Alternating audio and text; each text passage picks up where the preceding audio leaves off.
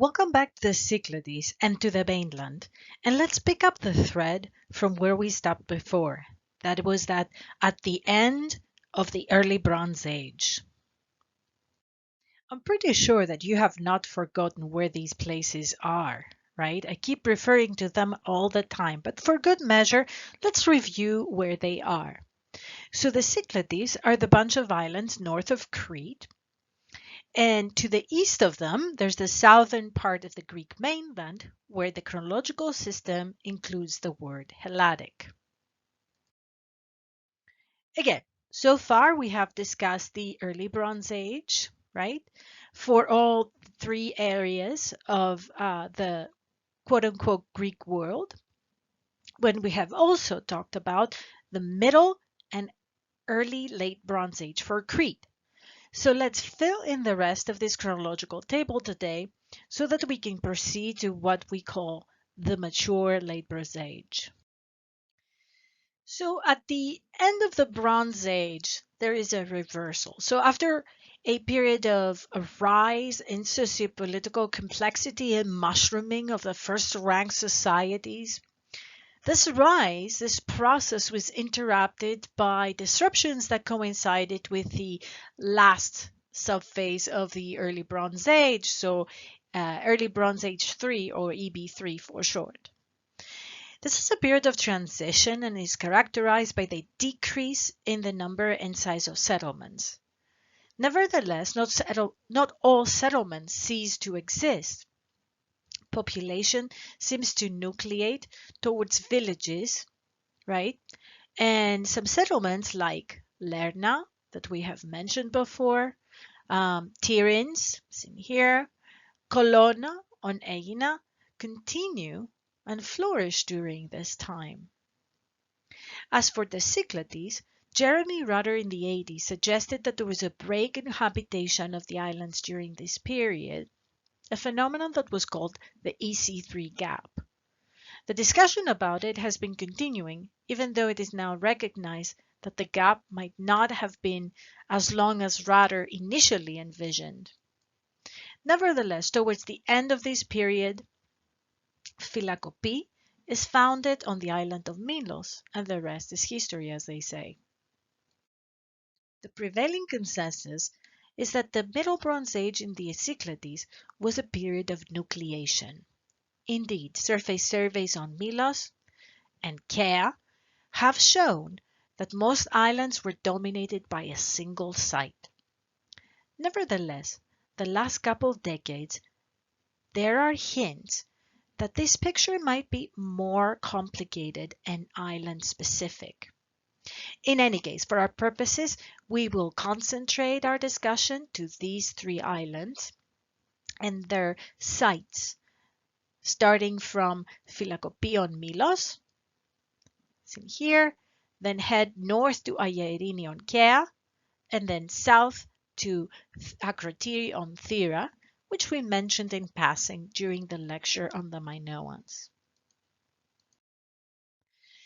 But before we get to these islands, let's discuss the ways in which these islands were actually connected, at which point we need to talk about the introduction of new technology, the sailing boat.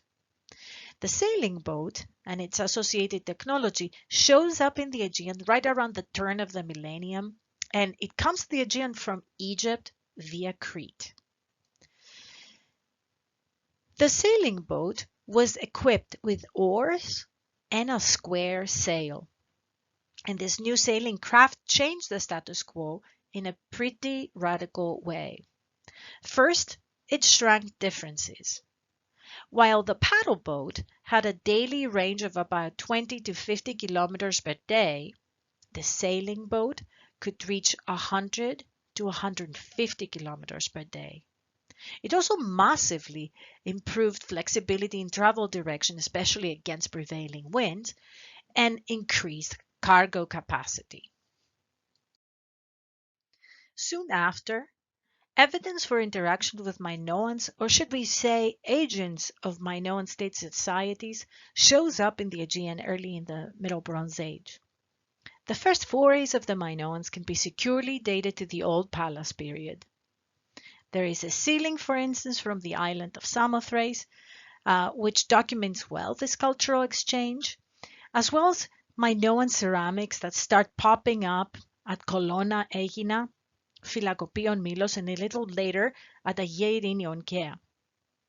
Even though it is accepted that Minoans were probably drawn to this area because of their quest for metals, the cultural exchange between Minoans and locals had far-reaching effects for both sides.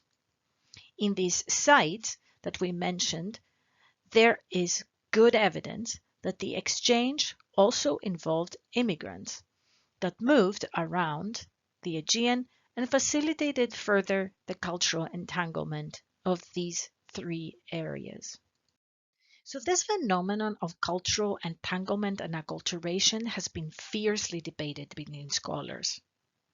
There is a group that have been influenced by the much later testimony of Thucydides, the 5th century Athenian historian, who in his histories, when referring to past naval empires, he made a passing reference to the Minoan thalassocracy of Minos. So let's disambiguate what does that mean.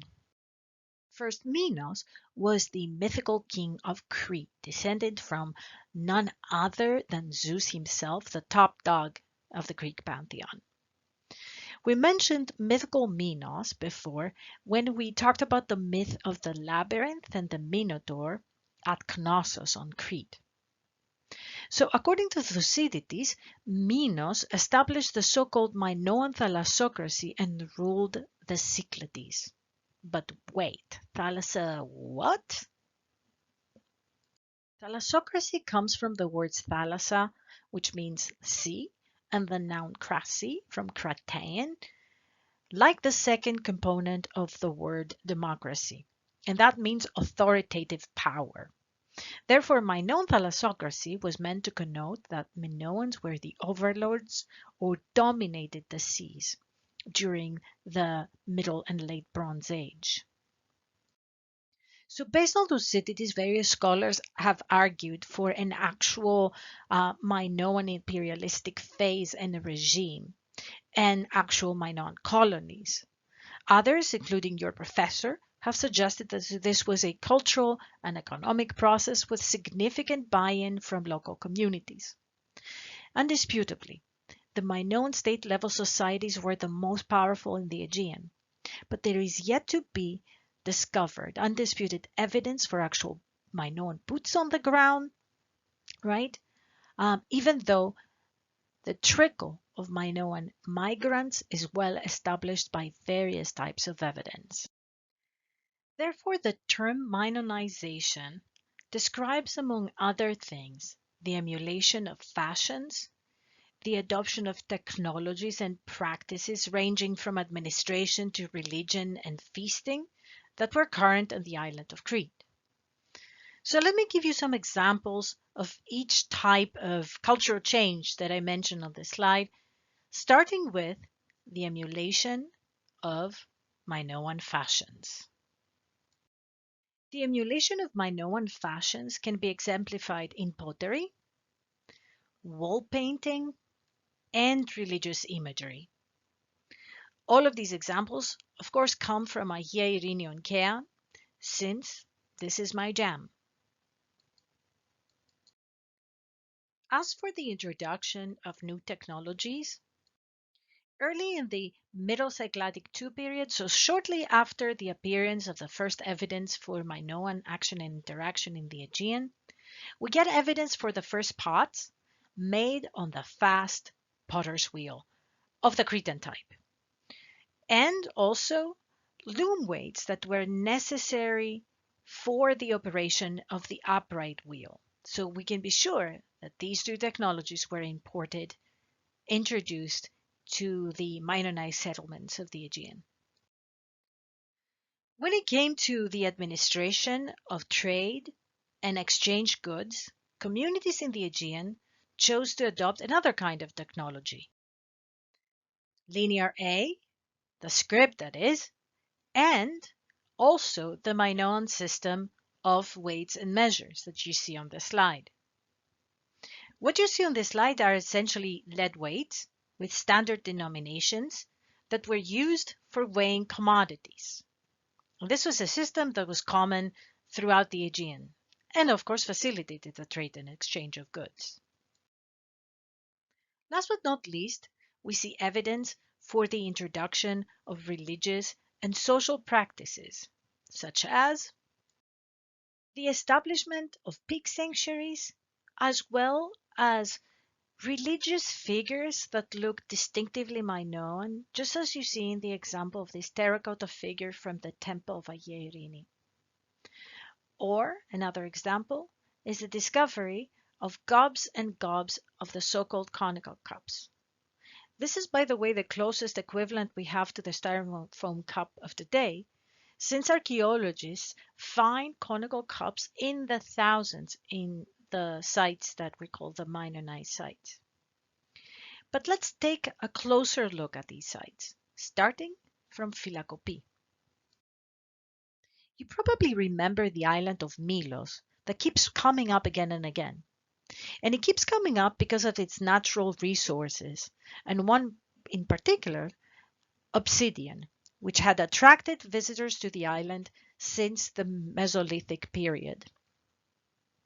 It is therefore funny that during the heyday of obsidian mining, a town did not pop up here and start charging for admission, so to speak. Indeed, Philakopi emerges at the end of the EC3 period and the beginning of the Middle Cycladic one, and over time evolves into a very important site.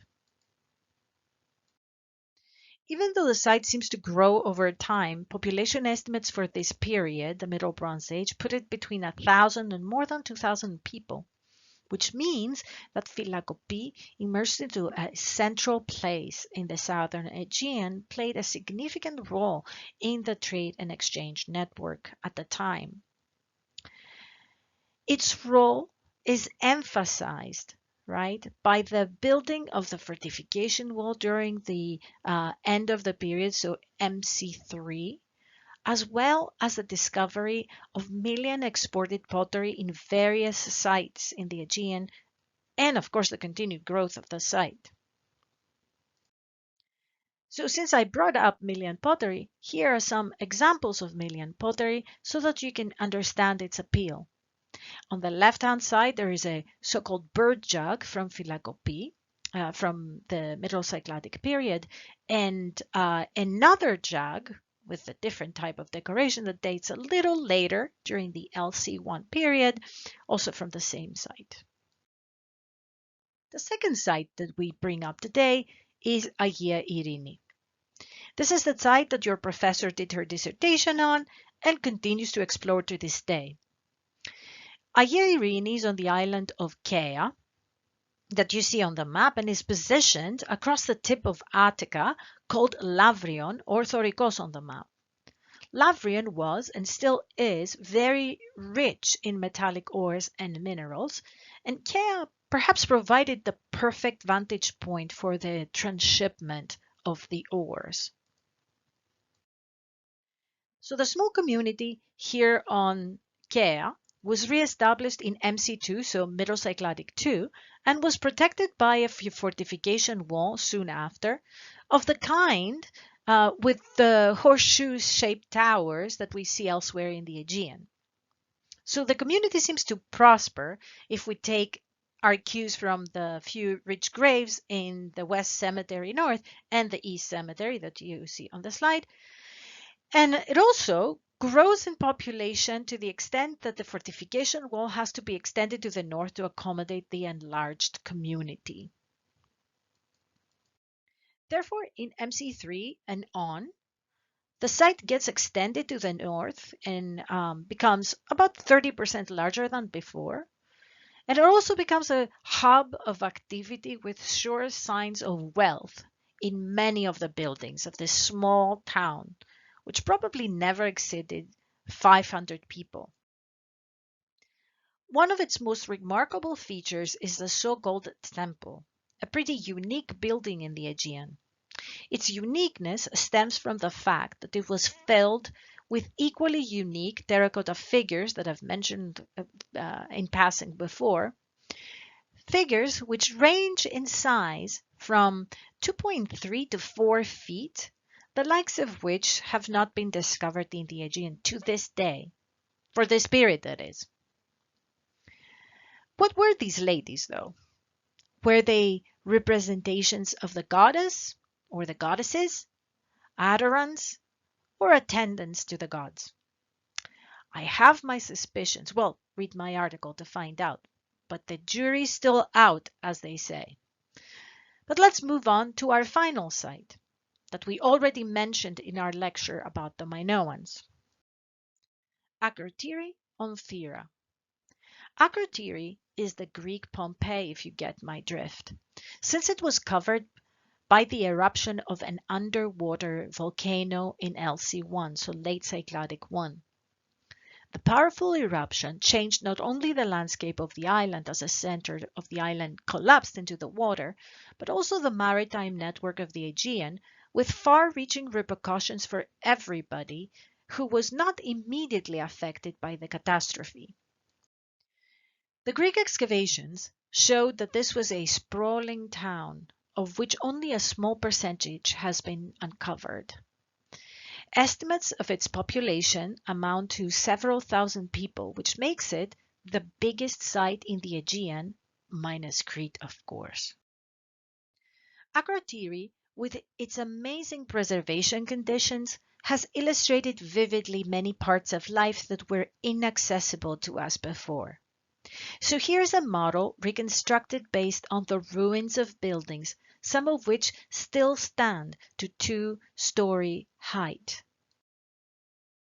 Buildings that were decorated with wall paintings showing mainly women involved in ritual, but also a fisherman or boy, more accurately, bringing in his catch, or 2 boys boxing, scenes of nature like this depiction of the Theran landscape in the spring, or this miniature panel that shows a fleet. Obviously, we can go on and on about Akrotiri and its amazing finds that range from humble fishing nets and furniture to these dashing wall paintings and much more. But while these Minoans and the communities in the southern Aegean were doing all of this, what were the people on the mainland doing? So let's backtrack a little bit in time and pick up the thread from the beginning of the Middle Helladic period. On the mainland, after the disruptions of the early Helladic III, the pace does not pick up as quickly as it did in the southern Aegean. Communities were small, preferred hills for the settlements, and they were concentrating the population on them, since small farms were not as frequent. Typical villages of this period can be found at Asini and Lerna in the Argolid and Eutrisis in Boeotia. The mortuary landscape also expresses the same kind of frugality. Burial continues to be done in cists or pits and involves usually an occupant per grave, even though there are instances of multiple occupancy.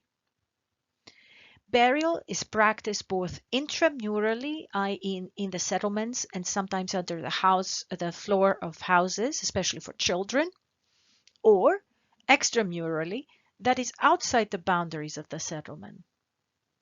Graves are not usually furnished with many grave goods, if any, and that's why the meteoric increase of wealth deposition in the later part of the period is so astonishing.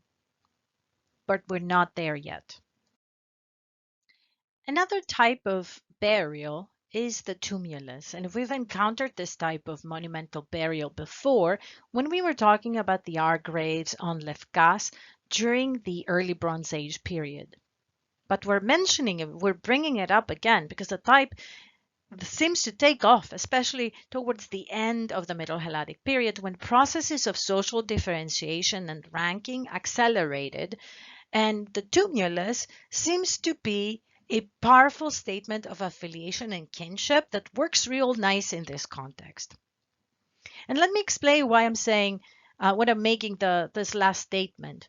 So the tumulus is an earthen mound, circular in plan, delineated by a low wall, and it includes in it a central burial, right? That happened during the construction of the tumulus, and later on, a bunch of other burials are sunk into it, which means that the later burials were trying to make a link with the initial burial, that one important ancestor.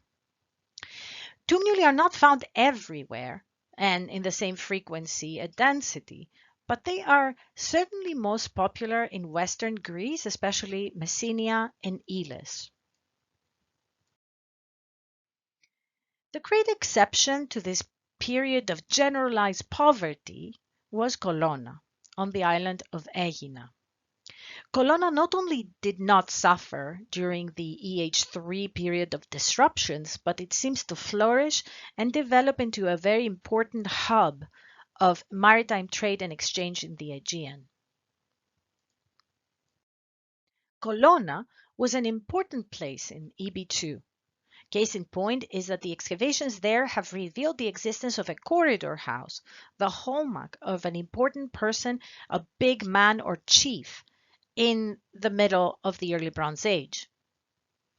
The prosperity continues in the subsequent periods, unabated, since in EB3 the town is fortified, and starting in early Middle Bronze Age period, there is evidence for the existence of an important building with administrative functions.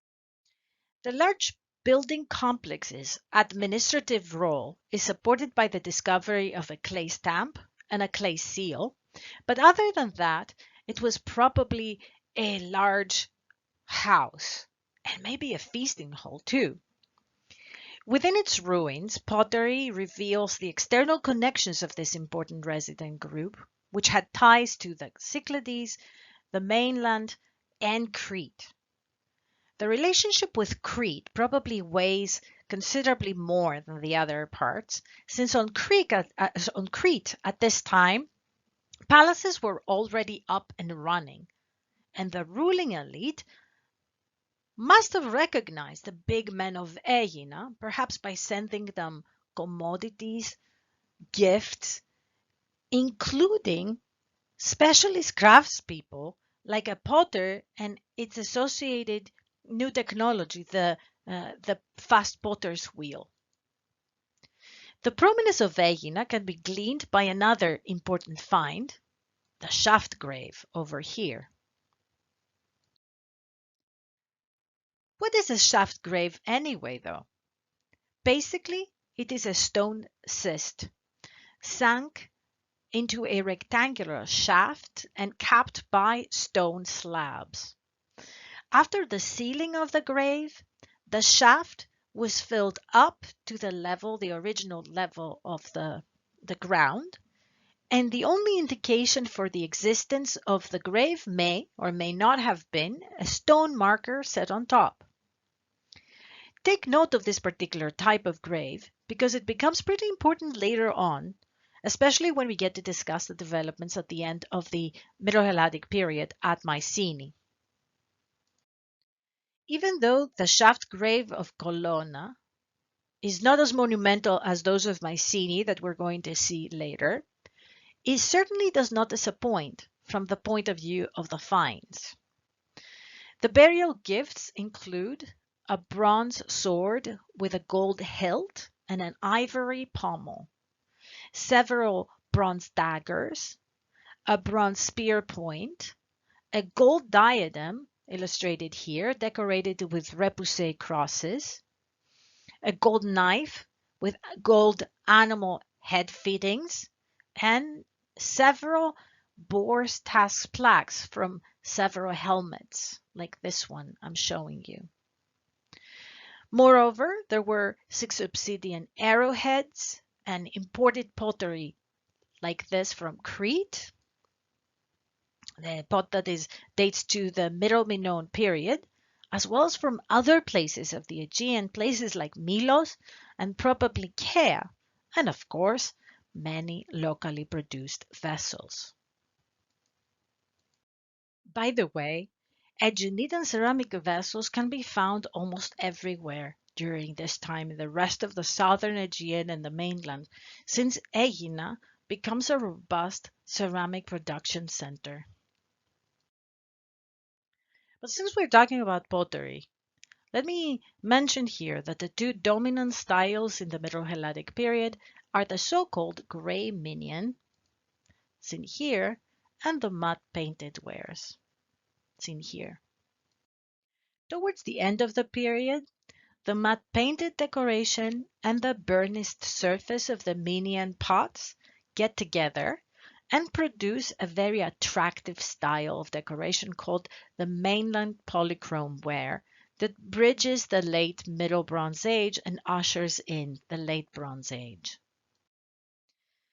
This time is also called the Shavgrave period, which is a period of incipient socio-political complexity. Groups mainly in the northeast Peloponnese, so the area around Mycenae, but also in Messenia, come into prominence. If on Crete urbanization came first and after the palaces and central administration followed, here on the mainland it seems that powerful families were the driving force. Evidence for these families can be found in the so-called grave circles B and the grave circle A of Mycenae.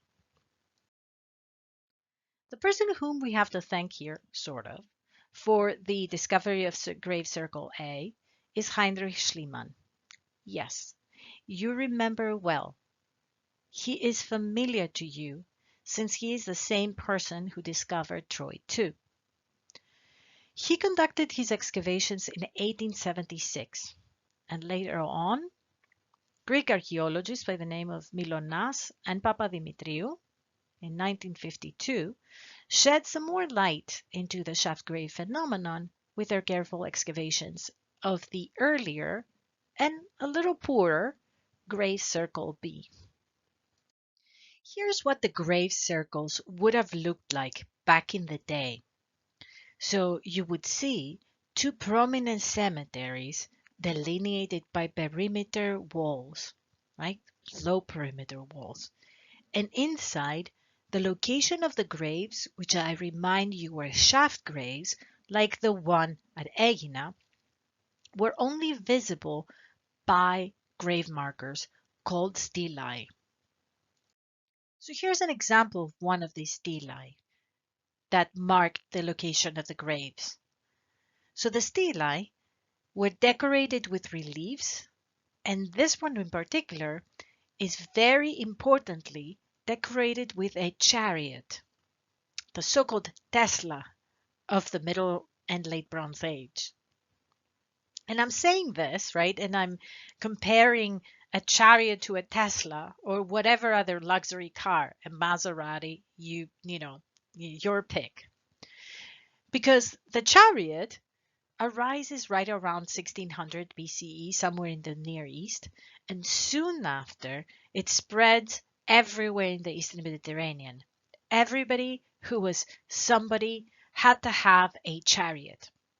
Therefore, our Mycenaean friends here imported, even though I'm just going to say to you that the Greek landscape, as hilly and rugged as it is not conducive to such a mode of transportation.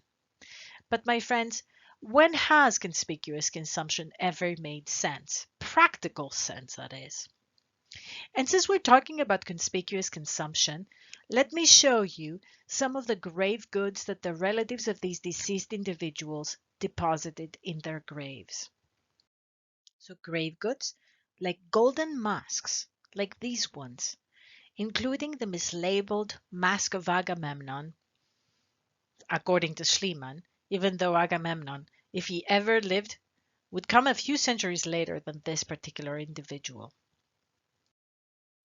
Or the golden casing of this very important infant who was buried with his mom, or the many other golden fittings for clothes, or the jewelry, or amber that came from the Baltic Sea up north.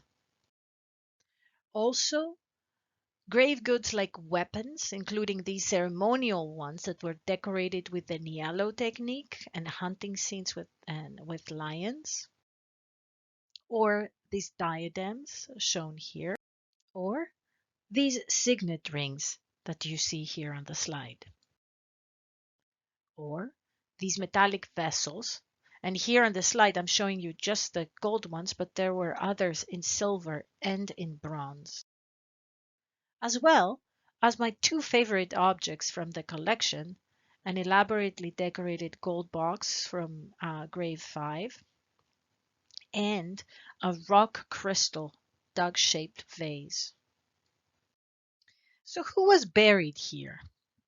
And who commanded so much wealth that they could ritually destroy so much wealth in these tombs? Because this is what grave goods are, ritually destroyed wealth that is taken out of the general circulation.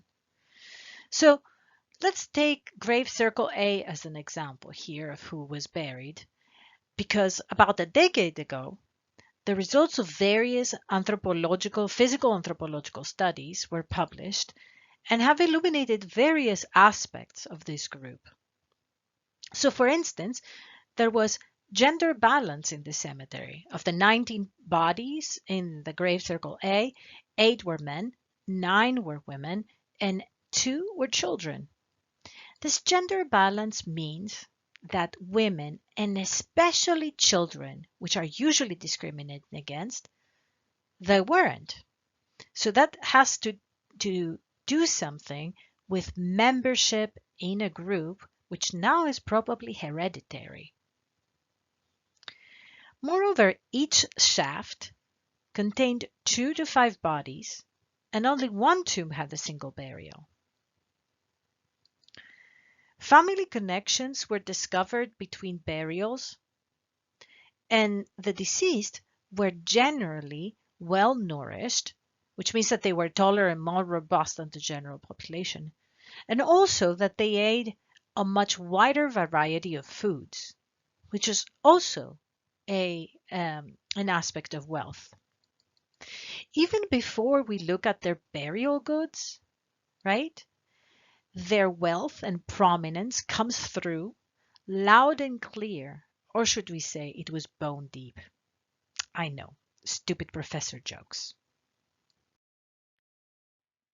Obviously here we have to do with an elite warrior caste, which came to enjoy, within actually a span of 3 or 4 generations, so pretty rapidly, great wealth and prominence which they underlined in life by the use of the chariot and horses, which sort of physically elevated them above the level of the commoners. But families around Mycenae were not the only ones involved in such processes of trying to distinguish themselves from the rest of the population. So were elite families on the other side of the Peloponnese, here in the area of Messenia, where we have mentioned already one of their favorite mortuary monuments, the tumulus. Well, towards the end of the MBA and the beginning of the early Bronze Age, Messenian elites up the ante and start constructing another type of tomb, more expensive than the tumulus, the Tholos tomb. I know that you have heard this type of tomb before. We brought it up when we were discussing the Minoans in the early Bronze Age, and specifically the area of Messara. Well, the Tholos tomb on the mainland is the same idea, more or less, but different context, application, and a little bit of construction. Here the tombs were probably not meant to be communal in the sense that they were entering the entire community like on Crete, but they were certainly reused many times. This idea of a Tholos tomb as the final resting place of an elite family catches on and the type spreads throughout the Peloponnese and beyond. So let's examine the tomb of Atreus at Mycenae as an example of the Mycenaean Tholos tomb, even though I have to say that this tomb is a very late example of the type. A Mycenaean Tholos tomb is essentially a subterranean tomb in contrast to the early Minoan tombs on Crete that go by the same name. The builders here would dig a shaft, again a shaft, and then in it construct a circular chamber built out of stone, which was roofed by a corbelled vault. The circular chamber was where the burials would take place, but sometimes the tomb would be equipped with an antechamber, like here. The tomb was accessed through a dromos, a corridor leading to the monumental entrance. The monumental tomb was concealed under a mound of dirt that filled even its entrance corridor. So every time there would be a need to open up the tomb, the entrance would have to be excavated, the sealed gate opened, and then the funeral would take place, the funeral that climaxed with a monumental funeral procession that would bring the deceased probably on a wheeled bier. The dead, as I said before, were deposited either in the main chamber or in the antechamber, on the floor or in pits. Unfortunately, I have to say that we don't know a lot about the dead in these tombs because most of them were looted in antiquity because of their prominence in the landscape. So all we have to go on is the tomb itself, is the monument itself. But for great examples of unlooted tombs that were also excavated recently with modern techniques, let's go back to Messenia.